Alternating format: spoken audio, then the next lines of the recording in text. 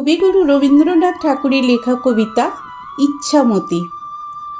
যখন যেমন মনে করি তাই হতে পাই যদি, আমি তবে একখানি হই ইচ্ছামতি নদী। রইবে আমার দক্ষিণ ধারে সূর্য ওঠার পার, মায়ের ধারে সন্ধে বেলায় নামবে অন্ধকার। আমি কইব মনের কথা দুই পাড়েরই সাথে, আধেক কথা দিনের বেলায় আধেক কথা রাতে। যখন ঘুরে ঘুরে বেড়াই আপন গাঁয়ের ঘাটে, ঠিক তখনই গান গেয়ে যাই দূরের মাঠে মাঠে।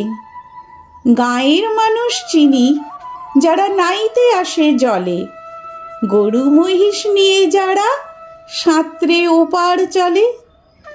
দূরের মানুষ যারা তাদের নতুন তরবেশ, নাম জানি নে গ্রাম জানি নে, অদ্ভুতের এক শেষ। জলের উপর ঝলমল টুকরো আলোর রাশি, ঢেউয়ে ঢেউয়ে পরীর নাচন, হাততালি আর হাসি। নিচের তলায় তলিয়ে যেথায় গেছে ঘাটের ধাপ, সেইখানেতে কারা সবাই রয়েছে চুপচাপ।